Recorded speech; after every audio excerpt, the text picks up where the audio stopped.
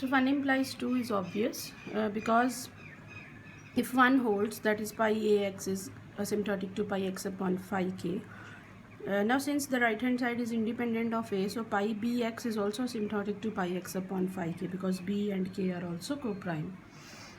So pi a and pi b both are asymptotic to pi x upon phi k, so they are asymptotic to each other as x tends to infinity. So let us prove 2 implies 1. So for 2 implies 1, firstly we assume ak. This is number of primes dividing k.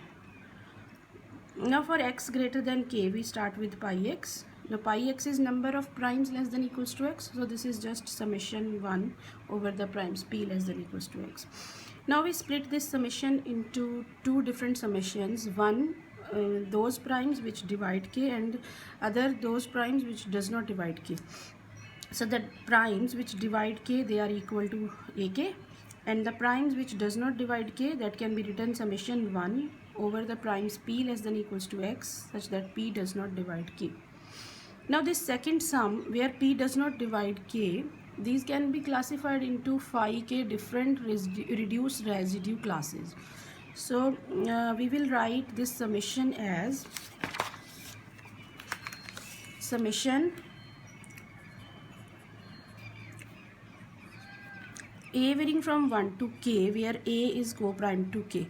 So now we are taking a varying from 1 to k and a is co-prime to k. That means a is in the reduced residue system modulo k.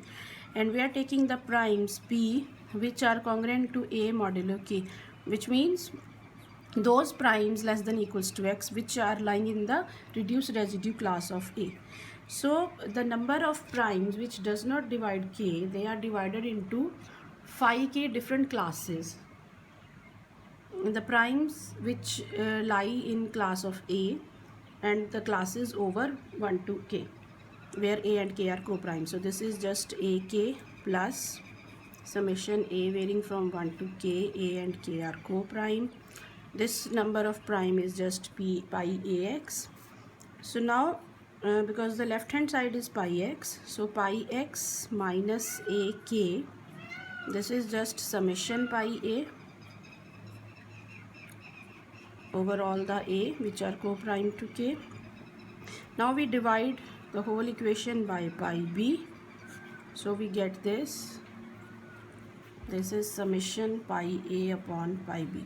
Now from equation 2, pi a upon pi b, where a and b both are co-prime to k, that is asymptotic to 1 because pi a is asymptotic to pi b. So all these terms, they are asymptotic to 1 as x tends to infinity. So every term in this summation becomes 1, which means the number of terms in this right hand side, they are just phi k, because there are only phi k integers from 1 to k which are co-prime to k. So as x tends to infinity, this becomes phi k, because as x tends to infinity, each of this term becomes 1. So now we have proved pi x minus ax upon pi b is equal to phi k as x tends to infinity.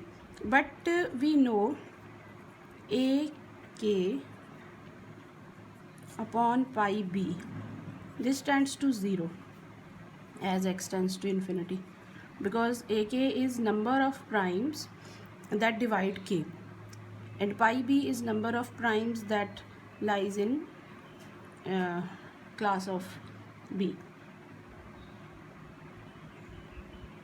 So pi x upon pi b, that tends to phi k. Now which proves the complete, or we can say this thing, pi a is asymptotic, yeah, pi b is asymptotic to pi x upon phi k as x tends to infinity.